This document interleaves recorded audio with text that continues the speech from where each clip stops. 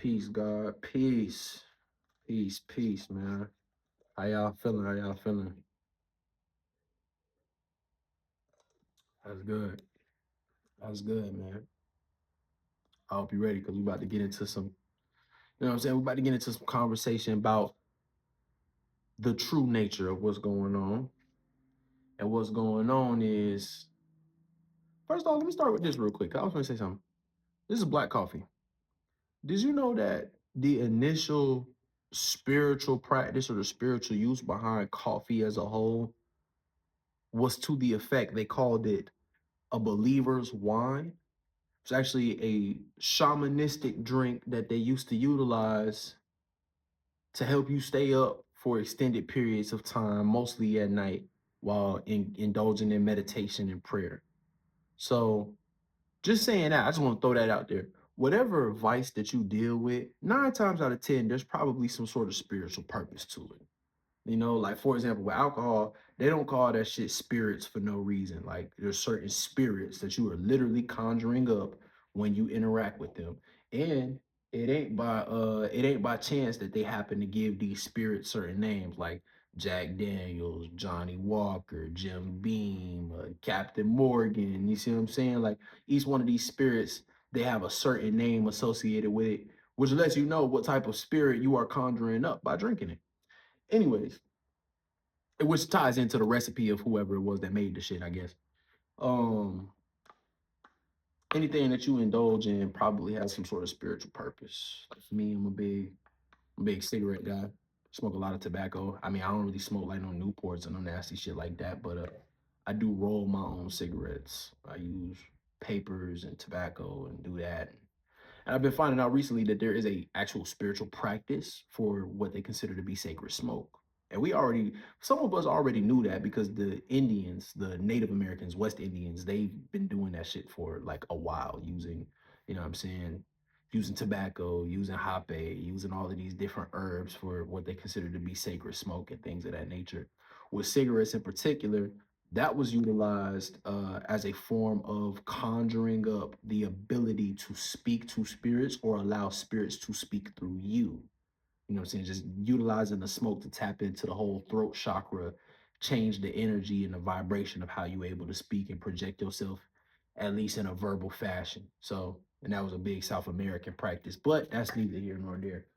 Um, Come on, man. Y'all know what the agenda is, nigga. I know what the agenda is. Do I even really have to go through this shit? I'm still gonna go through this shit, but come on, bro. We know what it is, nigga. You are God. Been telling you that for the longest now, and I'm gonna keep telling you it until you get it, because there's a certain philosophy that you have to build over time to better grasp the concept. So for a while, this channel might seem like I'm kind of repeating some of the same things, but giving you bits and pieces to help you release yourself from your humanity over time. This is the same fashion in which the ancient Egyptians left behind some of this science. They left behind some of this spiritual science to help us release ourselves from our humanity because the human self is not God. The human self ain't God per se. It's a reflection of God. It carries some aspects of God's being. You know what I'm saying? Like my human self has a left and a right hemisphere of the brain, much like God's larger mind has. It has its left and right hemispheres, its masculine and feminine expressions of mentalism, if you will, the all being mental, all experiences in existence stemming from the mind before anything else. So, you carry certain aspects of God in that way. Um, But in truth, your biggest struggle is understanding that your humanity, if you want to go from the perspective of the Bible, your humanity is the fallen angel that incarnated into something that you consider to be hell because you fell into your root chakra. You fell from your highest, your crown chakra. You fell into your root chakra. You see what I'm saying? You've been made manifest here in this physical realm from this great fall, this great descent, where over time you manifested into different uh different spiritual bodies before the physical body. So like, you You have the light body somewhere out there in the ether, and then you got the emotional body, you got the mental body, you got the physical body, you know what I'm saying? So, and let me not get too carried away with trying to convince you of something that you honestly don't need me to convince you. You already know this shit. So without trying to convince you too much of something that you probably already know, because if you hear and you watching this video, then obviously I'm not talking to a motherfucker that don't already think or feel this at least somewhere in the back of your own mind, because that's all that this is. The only thing that I'm serving the purpose of right now is I have been made manifest before you through the medium of social media, through the medium of YouTube as a platform. I've been made manifest before you as a reflection of a certain aspect of the mind that exists within you. You already know that you're God. You don't really need me to convince you of that. Granted, here and there, I will be putting out information to help you re-solidify, reshape your understanding, rebuild the confidence that comes with understanding from a spiritual perspective that you are God. But I will also be giving you game and insight on how to keep your ego in check. So, one of the things that you always got to keep in mind is it's your cosmic consciousness versus your human thought. That's the biggest battle here. It's all taking place on a mental plane. You have your cosmic consciousness, the higher self, the thought process of your higher self made manifest here in reality, but also struggling with the thought process of your lower self made manifest in reality at the same point in time. So overstand this, or better yet, understand it. Anything but understand it. Overstand this. Your ego, that is the devil, if ever there was one. Now, granted, the ego ain't like it, the ego ain't this super inherently evil thing. It's just it's a false idea. And to get carried away with the false idea of it all, that is that is more of the demonic way of being, if you will. But even then, the word demon probably is most related to the word daemon, Daimon, which comes from ancient Greek understanding, the eudaimonic self. The eudaimonic self is your true self. And when we say true self, we're not talking about your the true aspect of the soul, because the soul is so much more than that, but your true self. What are you? That itself is the demon, but understand that the demon ain't necessarily evil per se. So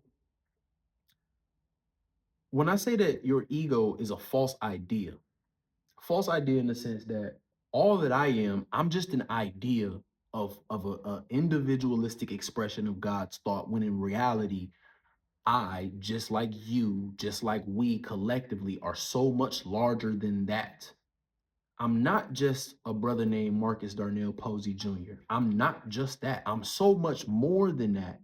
But I've been made manifest in a reality where I have to live with this false idea that is what I've been reduced to. Now, granted, at some point in time, the ego can manifest itself as being whatever the fuck it thinks or is most inclined to uh percept personify itself as. I feel like there was another word, conceptualize itself as. So, for example, for the Black community, when I was growing up, I thought that to be a brother named Marcus Darnell Posey Jr., that meant I had to be like what I seen in my community, which was, you know, certain aspects of a very false representation of what it means to be a Black man here in America.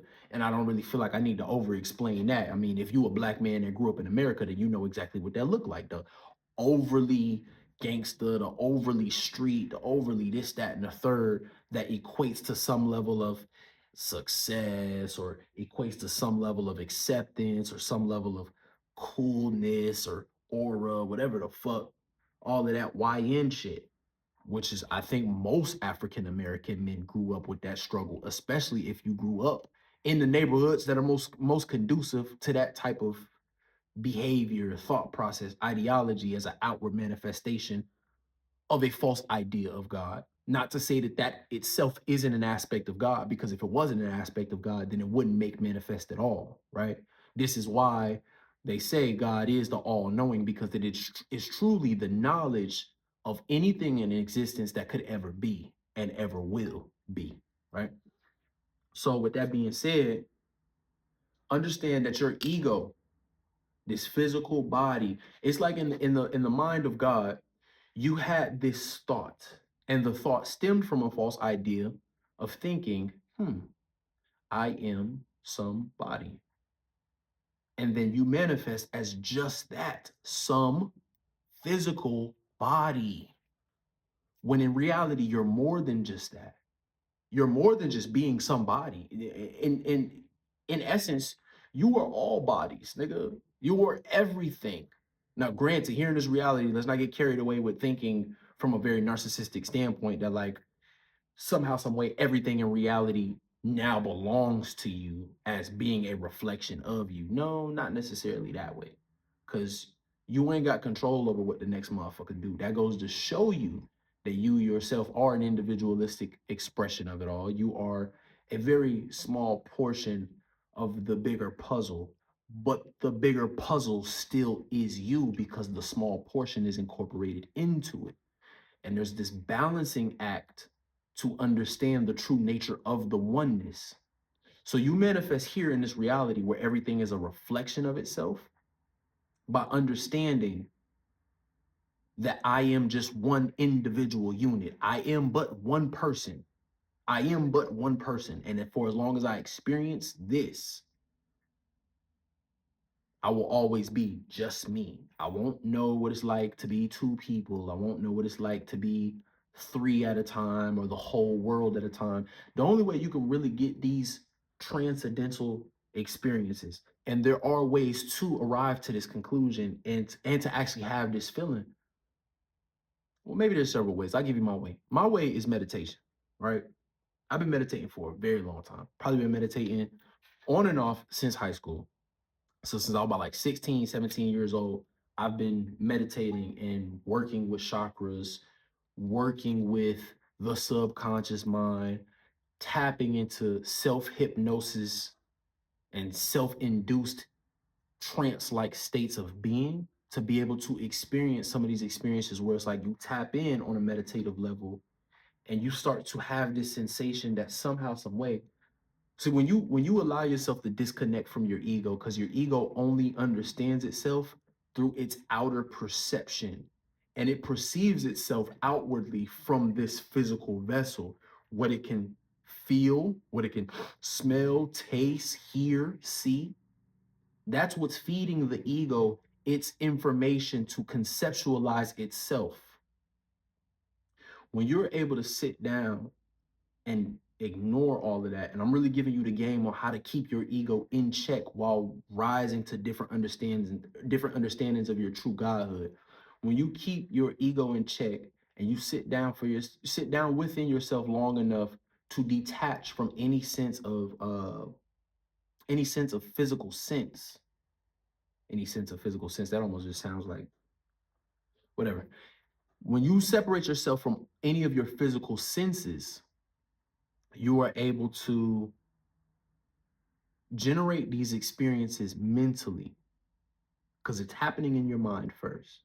You're able to generate these experiences mentally where you now are able to become clairvoyant and see things or become claircognizant, think things that are beyond your realm of conscious thought, or at least the very normal thoughts that you think on a day-to-day basis, or become, clairaudient, start to hear things and other senses become heightened and aware that have nothing to do with this physical the physical stimuli that is feeding the body every day. Your ego's attached to the body because the body is what's helping drive this false idea. Because like I said, you're so much larger than what you are.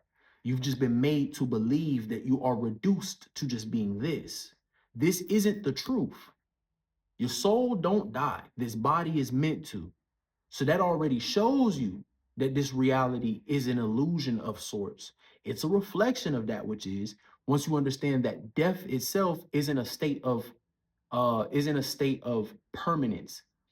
It's its impermanent nature hints to a more permanent concept, considering the fact that we all experience it, which is the soul is meant to transform and transcend reality, this reality at least, and maybe even other realities that are higher or lower than this one.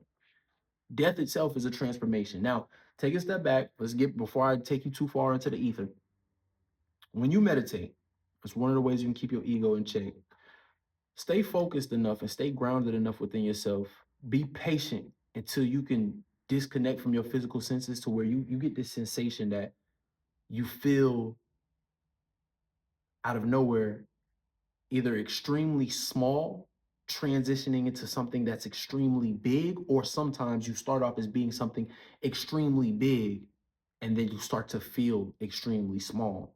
That is you tapping into the oneness. If you've ever had that experience while meditating, if you've ever had this experience that you feel like somehow, some way, your body just feels like it's transforming into something larger than what the physical senses is used to experiencing, or you feel like the body is somehow becoming smaller and smaller, that's showing you that there is a certain level of oneness, a singularity that you're now tapping into. So when I say that you are God and that the mind of God is existent in all things, while all things are existent within the mind of God, what I mean is once you tap into that realm of oneness and singularity, you're able to realize that anything in existence that could have ever been is also within you. And you're supposed to take that information from the land, from the realm of which you come from, because that's really where your soul resides. Like that's the thing that the soul is. The soul is that oneness, that all encompassing, that drop in the ocean, which also is the entire ocean because it comes from the ocean itself. Like that's the soul. The body is just a small piece of the puzzle that makes up the larger picture of reality. We all are reflections of each other. Like I said, I'm a reflection of something that exists inherently as an aspect of your own mind, the same way you do me. You see what I'm saying? Like for people who may not have this understanding, or even for people who do have this understanding but have it on a higher degree, it's a reflection of my own mind. If you don't understand what I'm saying, that's a reflection of the aspect of my mind that at one point in time didn't understand this shit either. And if you are somebody that understands what I'm saying and has even higher understandings of it, then that's a reflection of the aspect of my mind that is getting ready to go there for itself. You see what I'm saying? So it's all one. It's all one. Other ways you can keep your ego in check, doing certain meditative practices where you remind yourself just how small you actually are. For me, I've heard some people say that they do practices where it's like they repeat as a mantra, I am small, I am nothing. I am small, I am nothing. And it's not from a self derogatory space. It's not to degrade the self by saying, "Oh, I'm just small, I'm nothing." But it's to remind yourself that in this human form that I show up in, this human form is so finite that it couldn't actually truly reflect that which is infinite, which is my soul within. And so that's how you keep the ego at check from thinking that the ego itself, this body itself, is the infinite. Because it's not. The body not meant to be here forever. Like the body going, you know what I'm saying? The body gonna die eventually, my nigga.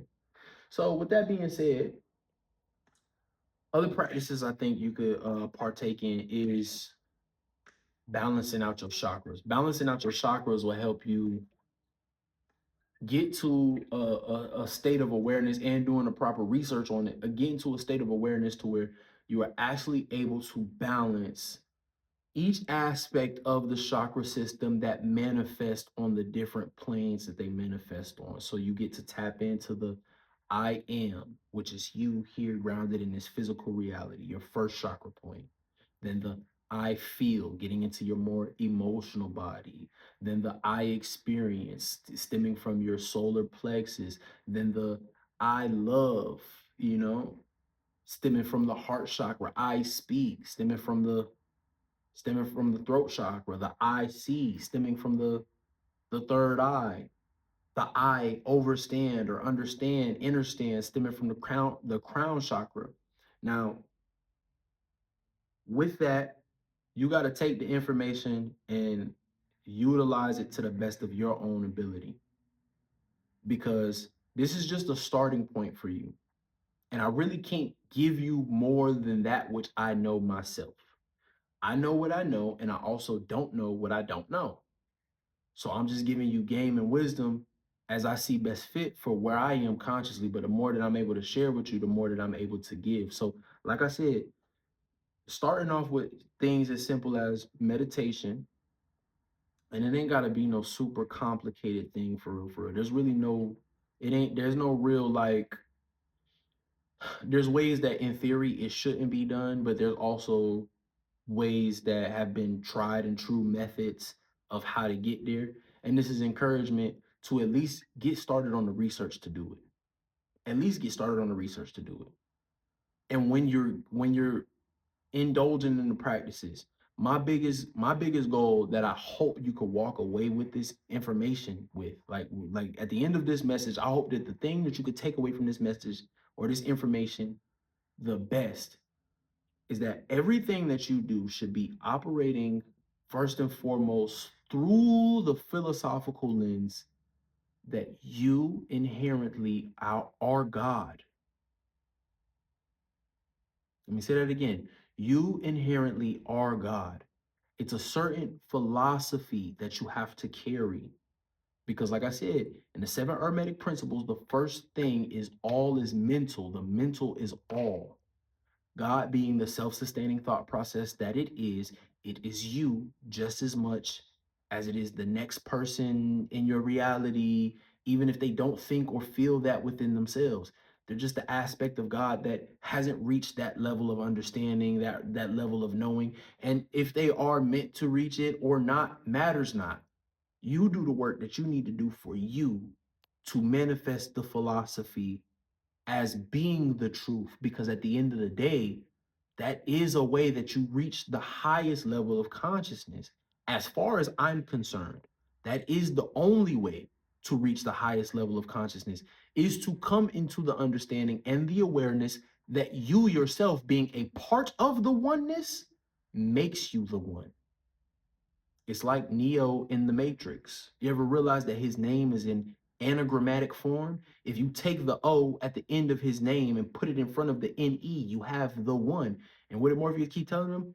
You are the one, Neo. That's you.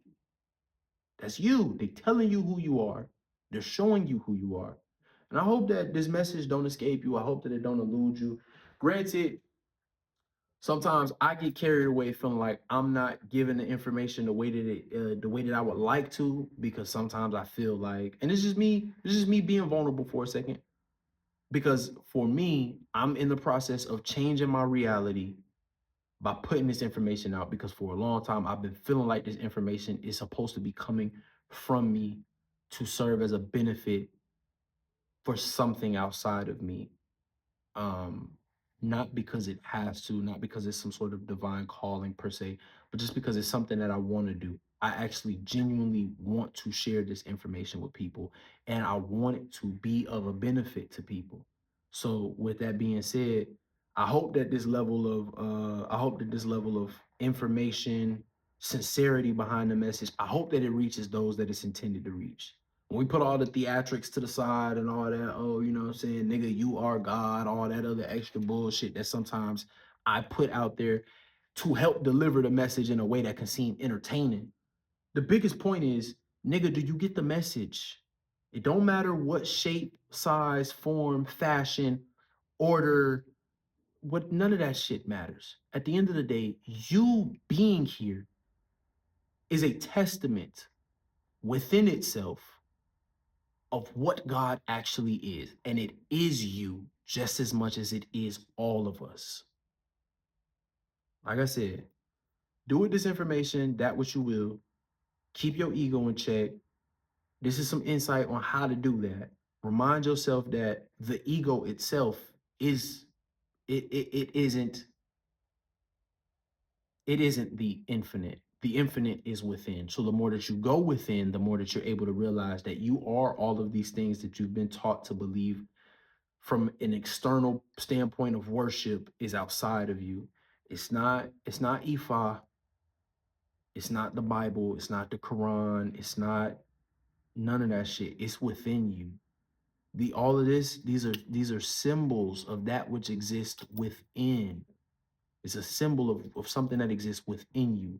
And the same thing that's within me is the same thing that's within you. I hope that you take this message and you start doing the work. Peace, God.